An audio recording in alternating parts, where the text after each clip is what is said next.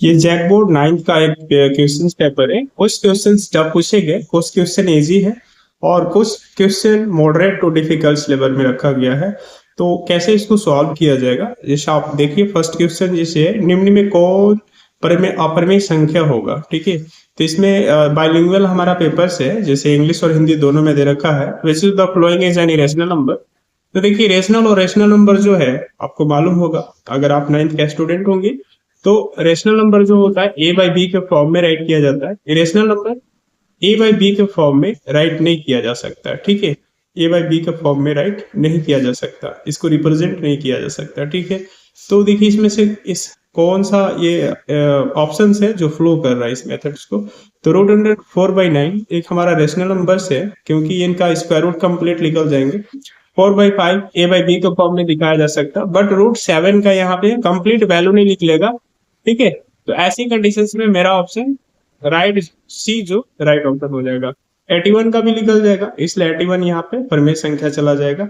ये भी एक क्या है, रेशनल नंबर है, यहाँ भी रेशनल नंबर है, यहाँ भी रेशनल नंबर है। सिर्फ सी ऑप्शन जो है इरेशनल नंबर है, क्योंकि रूट 7 को कंप्लीट वैल्यू हम लोग नहीं दे सकते।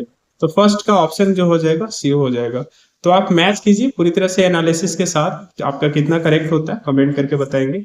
नेक्स्ट क्वेश्चन है 0.12 को, ठीक है, जो है यहाँ पे एक कंप्लीमेंट दे रखा है लाइन ब्रैकेट से। तो आप इसे मतलब लाइन ब्रैकेट दैट मीन्स आप ऐसे समझिए कि ये फ्रीक्वेंसी है। ठीक है, जैसे 0.12 जब ये फ्रीक्वेंसी ऑर्डर में रहेंगे तो इसको मैनी टाइम की वजह से हम लोग डायरेक्ट 0.12 पर कंप्लीमेंट साइन ले लेते हैं। ठीक है, तो इनका इक्वल्स में हमारा क्या हो सकता है, जो एक इरेशनल्स है। ठीक है, इरेशनल्स को भी एक रेशनल्स में टर्मिनेट किया जा रहा है। तो देखिए यहाँ पे 12/100 होगा, या फिर 3/25 होगा, या 4/33 होगा। तो इसका ऑप्शन जो हो जाएगा, आप डायरेक्टली सॉल्व कर सकते हैं। 12 कितने डिजिट के बाद यहाँ पे डेसिमल्स है, या कितने डिजिट के बाद आप ये देखिए हमारा कंप्लीमेंट साइन यहाँ पे फ्रीक्वेंसी दे रखा है, तो डबल डिजिट पे, तो 99 यहाँ पे सेट कर लीजिएगा।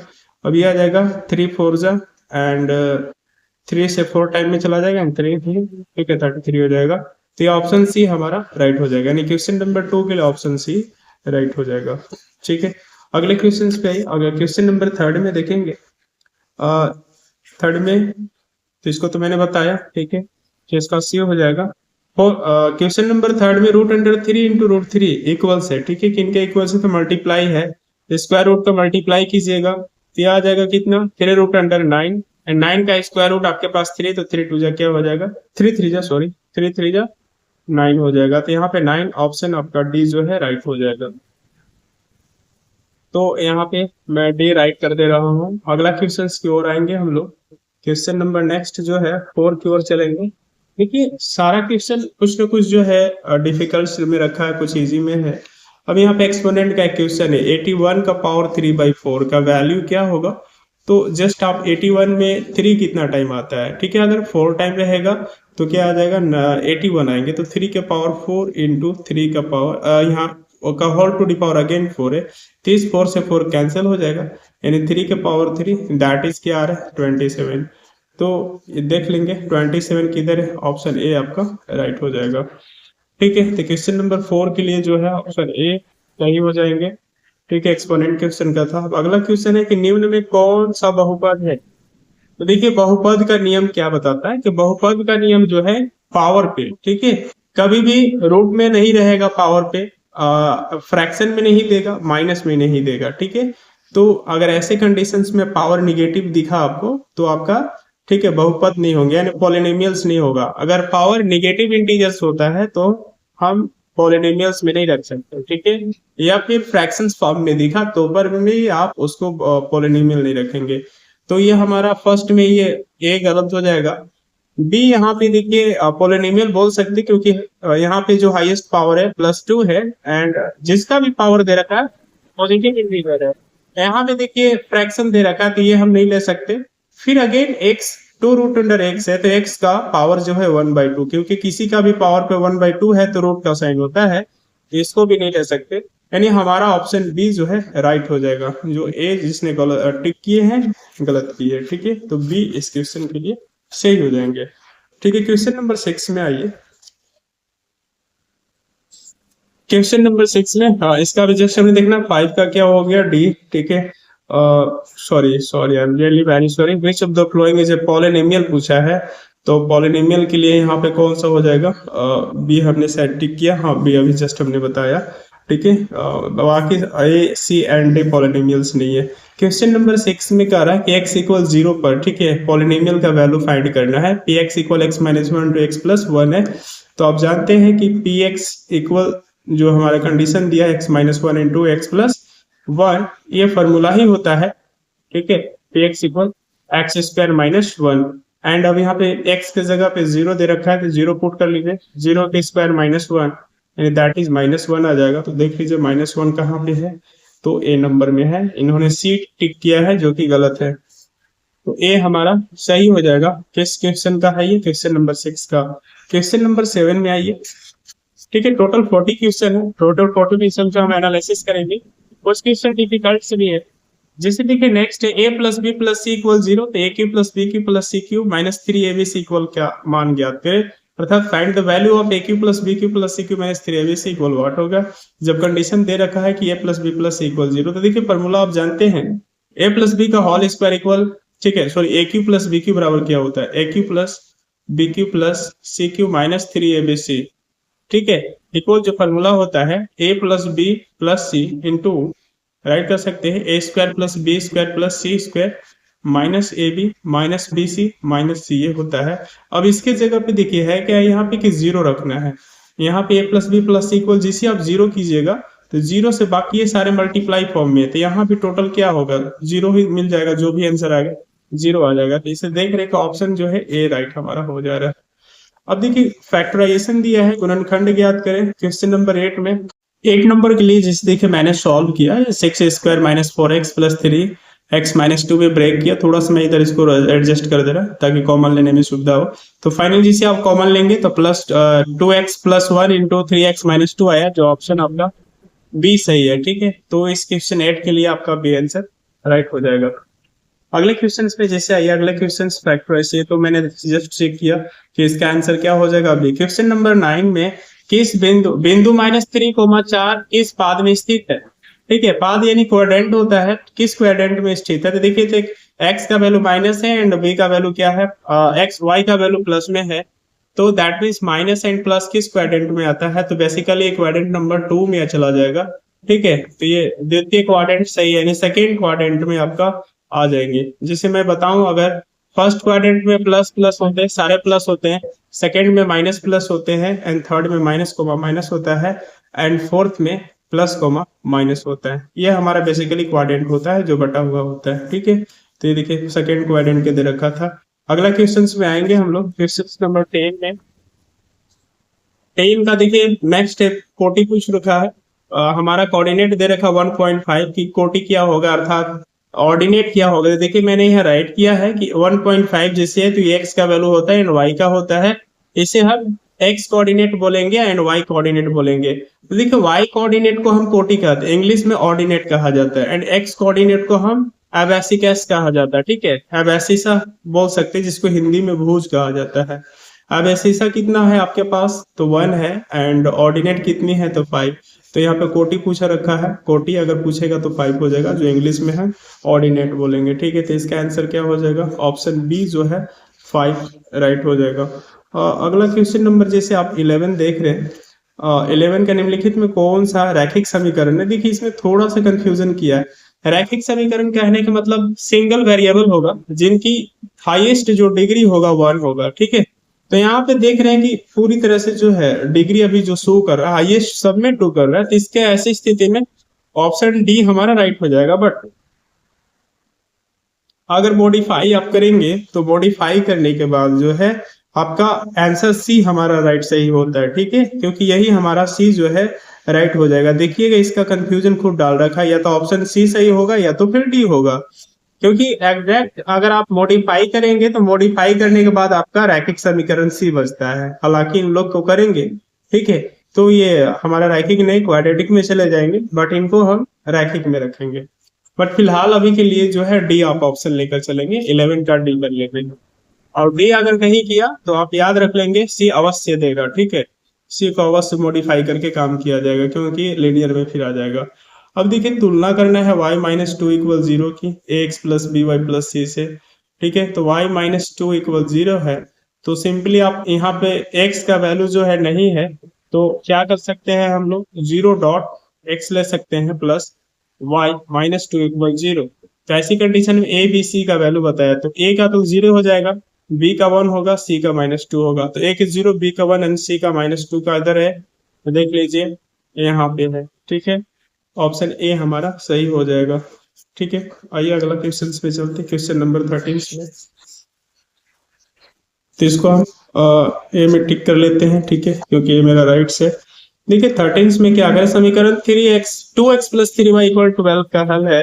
तो देखिए इसमें चार ऑप्शंस है, आप चारों को कोट करके देख लेंगे। ठीक है, तो आप वेरीफाइड हो जाएगा तो ठीक है, नहीं तो फिर आप ऐसे भी निकाल सकते हैं x बराबर जीरो रख के। ठीक है, y का वैल्यू आएगा, डायरेक्ट इतना नहीं करेंगे तो आप कोट करके देख लीजिए, दोनों तरफ बराबर मिलेगा। ये तीन तीन दूना 6 हो जाएगा एंड ये तीन, तो ये देख रहे कि 6 3 9, नहीं इस पे नहीं मिला। बी नंबर देख लेंगे, जीरो, ये चार थी बार, यानी ये हमारा बी सही मिल गया। ठीक है, बी हमारा सेटिस्फाइड हो जा रहा है, तो इसके लिए बी हमारा सही हो जाएगा। सी में भी देखिए 4,0 है, क्या ये सही हो जाएगा कि नहीं, नहीं होगा, क्योंकि 8 इक्वल 12 मिल रहे हैं, जो कि गलत है। हाई अगले क्वेश्चन के लिए, इसका तो हमने बी बताया। क्वेश्चन नंबर 14 है, एक्स बराबर 2 वाई बराबर 1 का ना एक इक्वेशन दिया है, 2x प्लस 3y इक्वल के का एक हल है, तो के का मान ज्ञात कीजिए, फाइंड द वैल्यू ऑफ के। ठीक है, तो सिंपली आप के का वैल्यू गेट करने के लिए, ठीक है, आप पुट कर लीजिए 2 इंटू एक्स का वैल्यू 2 है प्लस 3 इंटू वाई का वैल्यू 1 है इक्वल के है, तो के इक्वल क्या आ जाएगा, 4 एंड 3, कितना हो जाएगा, 4 3 7। ऑप्शन सी हमारा सही हो जाएगा, जो इन्होंने भी टिक किया है, तो ऑप्शन सी राइट हो जाएगा। ठीक है, आइए अगले क्वेश्चन पे चलते हैं, थोड़ा फास्ट करेंगे। देखिए एनालिसिस है, एनालिसिस में पूरी तरह से आपको बताया जाएगा। एक बिंदु के विमाओं की संख्या होती है, तो मैं ये बता चुका हूँ। ठीक है, अन्य क्लासेस में कि कभी पॉइंट जो होते हैं, ठीक है, अन्य क्लासेस कहने का मतलब मैंने डिस्कशन मैंने अपने भी क्लासेस में किया है, सॉरी। ठीक है, ऐसे तो हमने ज्योमेट्री का भी अपलोड नहीं किया वीडियो, हालांकि मैंने अपनी क्लासेस में कोचिंग्स वगैरह में बता रखा हूँ, बट मैं आपको बता रहा हूँ कि ये पॉइंट जो होते हैं ना, इनका कोई लेंथ नहीं होता, कोई विड्थ नहीं होता, कोई हाइट नहीं होता, तो ऐसी कंडीशन में इसका आंसर जो है जीरो हो जाएगा। ठीक है, it has zero heights length and weights. ठीक है, टोटल जीरो होता है, ध्यान रखेंगे। तो इसका ऑप्शन क्या हो जाएगा, ए राइट हो जाएगा। 85 डिग्री का संपूरक कोण होगा, इंग्लिश में इसको हम लोग क्या बोलते हैं, आइए देखते हैं। इंग्लिश में हम लोग सप्लीमेंट्री एंगल कहते हैं, और हिंदी में क्या बोलते हैं इसको, ठीक है, संपूरक कोण कहते हैं। तो देखिए कॉम्प्लीमेंट्री 90 डिग्री का होता है, दो एंगल का योग जो 90 डिग्री होगा वही हमारा क्या हो जाएगा, कॉम्प्लीमेंट्री एंगल होगा। तो 5 डिग्री ऐड कर लीजिएगा, तो 85 एंड 5 90 डिग्री आ जाएगा। ठीक है, तो कॉम्प्लीमेंट्री एंगल दो एंगल का योग, ठीक है, 90 डिग्री होनी चाहिए, तो हमारा ए ऑप्शन राइट हो जाएगा 16 के लिए। 17 में देखिए थोड़ा सा या ज्योमेट्री का क्वेश्चन हम लोग सॉल्व करने वाले हैं। तो देखिए हमें क्या कर रहा है कि पी क्यू पार्लल बीसी है, पी क्यू पार्लल बीसी है, तो ऐसी कंडीशन में एक्स का मान क्या होगा। तो मैं आपको बता दूं कि एक्स का मान निकालने के लिए सर्वप्रथम आपको ये क्या करना होगा कि दो angle, interior angle triangle A B C का, ठीक है, ए एंड सी का दे रखा है एंड बी का नहीं दिया है, तो क्या कर लेंगे, यहाँ पे राइट करेंगे कि सिंस लिख सकते हैं P Q parallel B C है, इसलिए हम लोग डायरेक्ट भी राइट ऐसे भी कर सकते हैं, पी क्यू बराबर क्या हो जाएगा, बी सी है, तो देन आप राइट कर सकते हैं अल्टरनेट एंगल के थ्रू एंगल, ठीक है, दिखा सकते हैं कि ए इक्वल जो है हमारे पास एंगल, ठीक है, बोल सकते हैं आपका एंगल बी ले सकते हैं, अर्थात ये जो 48 जो वैल्यू है आपके पास, ठीक है, मैं एंगल हाँ राइट किया, ठीक है, ये बी का वैल्यू हो जाएगा। तो डायरेक्टली जब ये बी का वैल्यू 48 हो जाएगा, तो सम ऑफ इंटीरियर एंगल कितना होगा, 180 डिग्री होगा। एक्स प्लस 48 प्लस 64 इक्वल 180 कर लीजिए, अब देखिए कितना आता है, x प्लस ये कितना 12 एंड 6 4 10 11, तो 180 सब्ट्रैक्ट कर लेंगे, तो कितना आ जाएगा 8, 7 में से 1 तो ये आ जाएगा 6, यानी 68 कहीं दे रखा है क्या, हमने सब्ट्रैक्शन, हाँ ये देखिए आपका ऑप्शन सी सही हो सकता है, सब्ट्रैक्शन अच्छा से कर लेंगे, गो थ्रू कर लेंगे, तो आपका इस क्वेश्चन के लिए, ठीक है, ऑप्शन सी सही है। तो इस तरह से इसको सॉल्व करके टिक करना था, आप कमेंट करके बताएंगे कि आप कैसे इसको सॉल्व किए। तो जस्ट हमने बताया कि इसका ऑप्शन सी, ठीक है, राइट होगा। क्वेश्चन नंबर 18 के लिए एक अच्छा क्वेश्चन है, ट्राइंगल पी क्यू आर में एंगल क्यू बराबर क्या बता रहा है कि ट्राइंगल एक है, चलिए ट्राइंगल में ड्रॉ कर दो शॉर्टली, ठीक है। ट्राइंगल ये मान लीजिए क्या बता रहा है, P Q R, P Q R ये हमने लिया। अब बता रहा है कि एंगल क्यू और एंगल आर क्या है, आपस में बराबर है। लीजिए angle Q and angle R तभी बराबर होता है जब दो साइड आपस में बराबर होते हैं। जब दोनों साइड आपस में बराबर हैं तो ही आपका ये संभव है, अन्यथा संभव नहीं है। तो क्यू आर बराबर 15 सेंटीमीटर है एंड पी क्यू बराबर दे रखा है 13 सेंटीमीटर। तो बताइए पी आर का वैल्यू क्या है, शायद यही पूछा है, तो पी आर का वैल्यू 13 सेंटीमीटर हो जाएगा। तो 13 देख लीजिए किधर है, ऑप्शन ए सही हो जाएगा, ठीक है। तो ऑप्शन इसमें से ए हम मान लेंगे, तो हमारा ऑप्शन ए राइट हो जाएगा। 19 का है ट्राइंगल एबीसी में एसी इक्वल बीसी है या सी बी है, एंगल इक्वल 50 है, तो देन एंगल सी बराबर होगा। तो हमने जस्ट बताया कि जब ए सी इक्वल सी बी दे रखा है तो इसका मतलब ये है कि सी सी यहाँ पे इक्वल है, तो दैट मीन्स आप क्लियर भी कर लेंगे तो angle A equal angle B बच रहा है, that is angle A equal angle B बच रहा है। जिसे सी सी इक्वल है तो कैंसिल हो गया, तो एंगल ए का वैल्यू 50 डिग्री है तो बी एंगल बी का वैल्यू क्या हो जाएगा, 50 डिग्री। तो दो का आपको मालूम हो गया कि 50 प्लस 50 मिल गए, ठीक है, 100 डिग्री आ गया। अब आप जानते हैं टोटल सन कितना होता है, 180, 100 सब्ट्रैक्ट कर लीजिए, 80 डिग्री बचेंगे। 80 डिग्री देखिए कहाँ पे है, इन्होंने भी टिक किया, ऑप्शन सी सही हो जाएगा 19 का। तो आपने देखा अभी 19 के लिए ऑप्शन सी सही हो जाएगा। अगला क्वेश्चन है, एक फिगर बता रहा है कि ट्राइंगल ओ ए पी, ठीक है, कॉन्ग्रुएंसी है ट्राइंगल ओ बी पी का, तो इसका कौन सा नियम का उपयोग होता है, ठीक है, कॉन्ग्रुएंसी का कौन सा रूल अप्लाई होता है। तो बस आपका साइड एंगल साइड के थ्रू ये वेरीफाई हो जाएगा। क्यों होगा, क्योंकि आप यहाँ पे देख रहे हैं ओ ए साइड, ठीक है, ओ बी का बराबर है, ठीक है, बोल सकते हैं ओ ए साइड ओ बी का बराबर है। एंड यहाँ पे एक चीज और देख रहे हैं कि हमारे पास एंगल बी और एंगल ए बराबर है, क्योंकि जब दोनों साइड बराबर होते हैं तो एंगल भी बराबर हो जाते हैं। एक साइड कॉमन है, ओपी इक्वल ओपी, तो बोल सकते हैं साइड एंगल साइड के थ्रू ये वेरीफाई होता है। तो आपके पास ए ऑप्शन सही हो जाएगा। क्वेश्चन नंबर, हाँ ये तो हो गया एस एस के थ्रू। क्वेश्चन नंबर नेक्स्ट आप 21 के लीजिए। अब ये बता रहा है कि कौन सी त्रिभुज की कॉन्ग्रुएंसी की कसौटी नहीं है, मतलब क्राइटेरिया नहीं है, ठीक है, मतलब देखिए त्रिभुज का जो ट्राइंगल का जो क्राइटेरिया होता है कॉन्ग्रुएंसी करने का, ठीक है, उनमें से कुछ यहाँ पे एक ऐसा है जो नहीं दे रखा है। तो ये S S A side side angle नहीं होता, ठीक है, ये हमारा, ठीक है, आंसर राइट हो जाएगा जो गलत दे रखा है। आइए अगले क्वेश्चन में चलते हैं 21 में। हाँ तो 21 में क्वेश्चन नंबर 21 तो हो गया, हमने जस्ट 22 है। अब अगला क्वेश्चन है, जैसे कि एक ट्राइंगल है एबीसी कॉन्ग्रुएंसी है और एंगल डी एफ तो भुजा बीसी के संगत होगा। तो देखिए यहाँ पे दो ट्राइंगल आप जैसे आप बनाएंगे, एक ये ट्राइंगल है, ये भी एक ट्राइंगल है, एक एबीसी है एंड एक डीईएफ है।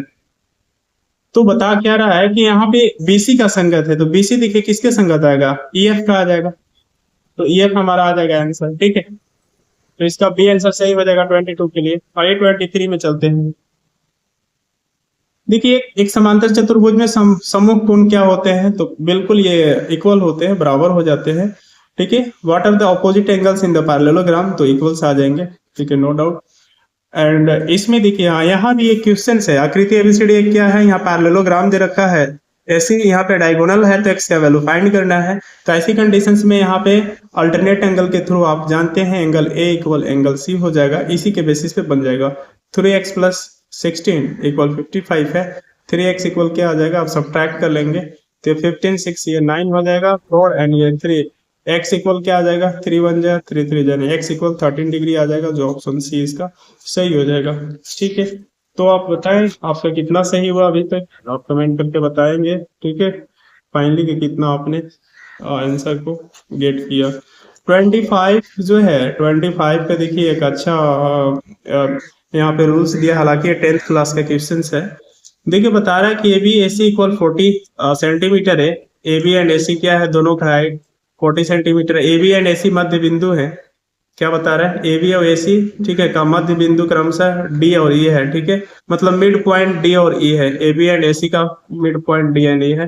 तो डी बराबर 25 सेंटीमीटर, तो बेसिक का लंबाई क्या होगा, तो डियर स्टूडेंट इसका आंसर जो होगा ए आंसर हो जाएगा। देखिए होता क्या है, एक थेल्स पर में है 10th क्लास में पढ़ना होगा, ये होता है एडी बाई, ठीक है, डीबी या बीडी राइट कर सकते हैं, इक्वल ए बाई ईसी। इसलिए डायरेक्ट ये क्या होते हैं, पैरेलल होते हैं। और जब ये पैरेलल होते हैं तो प्लीज आप इसे राइट राइट कर सकते हैं कि डी बराबर है, ठीक है, बीसी है, ये आप इसे शो कर सकते हैं, ठीक है। तो ऐसी कंडीशंस में ये डायरेक्ट सिक्वल हो जाएंगे, पैरेलल है, 25 सेंटीमीटर आंसर इसका हो जाएगा। आइए अगले क्वेश्चन की ओर चलते हैं। इसका तो मैंने जस्ट बताया 25 सेंटीमीटर से ये हुआ। नेक्स्ट है, एक वृत्त के केंद्र 60 सेंटीमीटर दूरी पर जीवा की लंबाई 30 सेंटीमीटर है, तो वृत्त की त्रिज्या ज्ञात कीजिए। हालांकि मैं इसका एक अलग से वीडियो शॉर्ट बनाऊंगा, थोड़ा सा इसको टाइम लगेंगे समझाने में, ठीक है। मैं अभी आंसर बता दे रहा हूँ, इसका जो आंसर आया है 17 सेंटीमीटर आया है। मैं एक अलग वीडियो में से क्लिप कुछ कुछ मॉडरेट टू डिफिकल्ट क्वेश्चन है, थोड़ा सा समझाने का टाइम लेगा, तो मैं अगले क्लासेस में इसको बताऊंगा। आइए नेक्स्ट आपका जो क्वेश्चन है मैं लेता हूँ। इसका तो बता दिया 27 का भी यहाँ पर थोड़ा सा जो क्वेश्चन है ना, ये भी एक मॉडरेट लेवल्स में ले सकते हैं, मॉडरेट टू थोड़ा डिफिकल्ट है। देखिए यहाँ पे किया क्या है कि यहाँ पे एक सर्कल है, ठीक है, सर्कल के इन साइड में हमारा एक पैरेललोग्राम दे रखा है। अब ये देख रहे हैं पैरेललोग्राम है, तो इस पैरेललोग्राम में, ठीक है, कैसा पैरेललोग्राम से, तो एक ये रोम्बस है ना, ठीक है, क्या यहाँ पे रोम्बस है, दैट मीन्स यहाँ रोम्बस का ये जो फॉर्मूला होता है 1/2 into sum of the parallel side into में हाइट होता है। तो आप इसका यहाँ पे यूज नहीं करना है, एरियाज नहीं निकालने हैं, बट इनका देखिए यहाँ पे ए से बी आपका एक क्या हो जाएगा, एक रेडियस हो जाएगा, ठीक है। तो इस रेडियस पे एक यहाँ पे कोण बनाया एंगल, और जस्ट इसका एक यहाँ पे चाप है, जिसे हम कॉर्ड भी कर सकते हैं या चौड़ जो भी बोलते हैं, और आर्क बोलते हैं इसको हम लोग, एक चाप, हिंदी में चाप, इसको इंग्लिश में आर्क बोलेंगे। तो इस पर जब बना हुआ जो दो हमारा जो फिगर है ना, जो त्रिभुज है, यहाँ दोनों इक्वल हो जाएंगे, ऐसे मेजरमेंट दोनों का इक्वल होगा। तो इसका आंसर जो आपके पास आ जा रहा है, ठीक है। हालांकि आप कैलकुलेशंस करके चले, तो मैं शॉर्टली करके देखता हूँ। आपके पास ये देख लेंगे कि एंगल ए यहाँ एक्स है और एंगल सी ये 90 डिग्री है, और बी पर यहाँ पे नहीं है। तो डायरेक्टली जो है आप इसको ले सकते हैं, 180 में से आप 140 को सब्ट्रैक्ट कर लीजिएगा, 0.4, यानी 40 बचेंगे, यहाँ पे 40 आएगा, 40 और 90 ऐड कर लीजिए तो 130 आ जाएगा, एंड 180 फिर से अगेन सब्ट्रैक्ट कर लीजिए, तो दैट मीन्स ये 50 आ रहा है। तो इसका आंसर जो है बी आंसर सही होगा, बट ये कैसे होता है मैं अगले वीडियो में इसको जिक्र करूंगा डिटेल में, ठीक है। तो मैं बताऊंगा 17 को कि कैसे, कुछ कुछ क्वेश्चन है जो मैं अलग वीडियो में मैं इसका क्लिप ऐड करूंगा, ठीक है। तो अभी जस्ट हमने बताया कि इसका ऑप्शन बी सही हो जाएगा। अगले क्वेश्चन की ओर आइए। तो 38 को भी मैं अगले क्लासेस में लूंगा इसको, ठीक है। हालांकि इसका आंसर जो है देखेंगे, एक वृत्त का त्रिज्या 5 सेंटीमीटर से केंद्र से दूरी के स्थिति पर जीवा की लंबाई क्या होगा, ठीक है। तो इसको भी अगले क्लासेस में लेंगे, क्या इसके आंसर आते देखता है, ठीक है, सॉल्व कर। अगले क्वेश्चन में आइए 28 में, 29 में आते हैं हम लोग। 29 में जो है, ठीक है, ये भी ज्योमेट्री का है, तो मैं इसको देखिए, इसका जो है यहाँ पे एक मैं डॉट डॉट करके, ठीक है, एक लाइनिंग लेना पड़ेगा, एक हमारा यहाँ पे जो है जीवा बनाना पड़ेगा, ठीक है। तो अब यहाँ पे जैसे जीवा बनेगा तो यहाँ पे हमारा दोनों का साइड से जो है इक्वल्स हो जाएंगे। तो इसका ऐसा आंसर जो है आपका 65 बी राइट होगा कंप्लीटली। बट ये कैसे आएगा 65, सॉल्यूशंस कैसे होंगे अगले इसको क्लासेस में हम डिस्कस करेंगे। हालांकि आप अभी आंसर रखिए, ठीक है। कुछ क्वेश्चंस को मैंने सॉल्व नहीं किया थोड़ा टाइमिंग की वजह से, ठीक है, तो आप अगले क्लासेस में इसको बता दूंगा। आइए अगला क्वेश्चन में देखिए, मेंसुरेशन से दे रखा है समबाहु त्रिभुज का क्षेत्रफल क्या होगा जबकि इनकी साइड जो है, ठीक है, 2 सेंटीमीटर है। तो देखिए इनका √3/4 ए स्क्वायर होता है एरिया, तो √3/4 इंटू ए का वैल्यू 2 इंटू 2 है सेंटीमीटर स्क्वायर, तो ये 2 से 2 4 कैंसिल हो जाए, √3 सेंटीमीटर स्क्वायर आ रहे हैं, तो यानी इसका ऑप्शन ए सही हो जाएगा। क्वेश्चन नंबर हम लोग 30 में पहुंच गए, और 10 क्वेश्चन है, ठीक है, 10 क्वेश्चन और है। तो ये इक्विलैटरल ट्रायंगल का था, ठीक है, जो हमने जस्ट अभी सॉल्व किया। एंड अगला देखिए, यहाँ पे हीरोन्स फार्मूला से सॉल्व होने वाले आ गए। यहाँ पे 3 साइड से दे रखा है जो टोटली डिफरेंट है, तो ऐसी कंडीशंस में हमें सेमी पैरामीटर निकालना होगा, जो सभी को ऐड कर लीजिए, तो 25 एंड 5 30 हो जाएगा, 30/2 कीजिएगा तो आ जाएगा 15। अब इसका फॉर्मूला होता है √S तो 15 इंटू, और 15 में से आप 5 10 तो 2 हो जाएगा 10, और 12 है सब्ट्रैक्शन 3, एंड 13 कीजिएगा तो 2 आ जाएगा। अब यहाँ पे काम कीजिए, आप इसको ब्रेक कर लीजिए, 3 इंटू 5, एंड 10 को भी 5 इंटू 2 में कर लीजिए, एंड 3 इंटू 2 यहाँ पे ऑलरेडी है। तो यहाँ पे एक चीज देख रहे होंगे कि ये 3 इंटू 5 है एंड 5 इंटू 2 है, तो इस 5 5 का पेयरिंग लग गया, एंड ये 2 और ये 2 का पेयरिंग लगा, ये 3 का लग गया, तो 3 इंटू 5 इंटू 2 हो जाएगा, तो 6 5 जा 30। देख रहे हैं काफी सिंपल दिया था, 30 सेंटीमीटर स्क्वायर इसका आंसर हो जाएगा क्वेश्चन नंबर 31 के लिए। ठीक है, तो इसको भी मैं टिक कर दे रहा हूँ। ठीक है, the area of triangle of side dash dash 30 centimetre square हो जाएगा।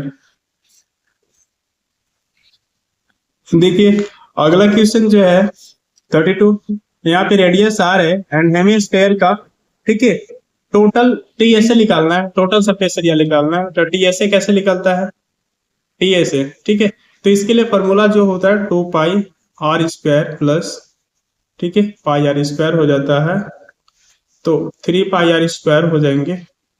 तो ऐसी कंडीशन में 3 इंटू आर का वैल्यू, हमारे पाई का वैल्यू 22/7 ले लीजिए, आर का वैल्यू 2। अच्छा सॉरी, यहाँ पे हमें सिर्फ फॉर्मूला पूछ रखा है, तो मैं भी थोड़ा देखा नहीं, तो हमारा ऑप्शन क्या हो जाएगा, बी राइट हो जाएगा, क्योंकि कोई वैल्यू नहीं दिया है, आर का आर ही रहेंगे, तो हमारा टोटल 3 पाई आर स्क्वायर हो जाएगा, तो ऑप्शन बी 32 के लिए। ठीक है, तो 3 पाई आर स्क्वायर पर टोटल टीएसए के लिए कर लेंगे। अगर सीएसए पूछता, ठीक है, यानी डायरेक्ट सरफेस एरिया पूछता, ठीक है, लैटरल सरफेस एरिया पूछ देता, तो 2 पाई आर स्क्वायर हो जाता। अगला है, यदि एक सिलेंडर है जिनका डायमीटर 14 सेंटीमीटर है एंड स्लैंट हाइट यानी तिर्यक ऊंचाई 10 सेंटीमीटर है, तो उनका ये वक्र पृष्ठीय क्षेत्रफल क्या होगा, अर्थात लैटरल सरफेस एरिया क्या होगा। ठीक है, तो बहुत इजी है, तो पहले इनका तिर्यक ऊंचाई दे रखा है, तो आर इक्वल क्या हो जाएगा, 7 सेंटीमीटर हो जाएगा, तो इनका होता है पाई आर एल होता है, तो इस पे आप सेट कर लीजिए 22/7 इंटू आर का वैल्यू हो जाएगा 7 इंटू एल का वैल्यू 10, ये 7 कैंसिल हो जाएगा, तो आप देख रहे हैं 220 सेंटीमीटर स्क्वायर आ जाएगा, जो ऑप्शन बी में पड़ा हुआ है, जो काफी सिंपल आपका प्रोसेस था। ठीक है, तो ये आपका 220 सेंटीमीटर स्क्वायर टिक कर लेंगे। देखिए एक बता रहा है कि हेमिस्फीयर है जिनके रेडियस बता रहे कि डबल हो जाते हैं, तो बताइए कितना मल्टीपल टाइम्स हुआ। ठीक है, तो देखिए ओरिजिनल जो हमारा है, जनरल जो रेडियस है किसी का भी, ठीक है, आर है, ठीक है, रेडियस जो है फर्स्ट में आर है, और इसका एक अन्य रेडियस दिया है, यहाँ पे ले सकते हैं R1। ऐसी कंडीशंस में यहाँ पे दोगुनी बता रहे थे, 2R कर लेंगे हम लोग। अब आपको मालूम है कि हेमिस्फीयर का जो वॉल्यूम होता है 4πr³ होता है। ठीक है, तो ऐसी कंडीशंस में अगर आपको बता रहा है कि कितना मल्टीपल टाइम्स हो जाएगा न्यू न्यू हमारा जो हेमिस्फीयर है, तो आइए देखते हैं कितना होता है ओल्ड वाले से। तो 4π, आर का वैल्यू बैठा देंगे 2R, तो 2R को जैसे मल्टीप्लाई 3 टाइम करेंगे तो ये 8R हो जाएगा, तो 4πr³ इंटू में 8। तो आप देख रहे हैं कि जो हमारा जो जनरल है, जो 4πr³ जो हेमिस्फीयर का जो वॉल्यूम होता है, ठीक है, उनका कितना टाइम्स हो जा रहा है आप यहाँ पे देख सकते हैं। अच्छा मैं एक थोड़ा सा मिस्टेक कर रहा हूँ, गोले का जो होता है स्फीयर, हेमिस्फीयर का जो वॉल्यूम होता है स्फीयर का, सॉरी हेमिस्फीयर में 4/3 होता है, sorry I am really very sorry, 4/3 होता है, 4/3 सेट कर लेंगे, तो 4/3 होता है, तो ये टोटल देख रहे हैं कि 8 टाइम्स आ जाएगा। ठीक है, 8 टाइम्स हमारा निकल जाएगा, तो 8 टाइम्स इसका ऑप्शन सी राइट हो जाएगा।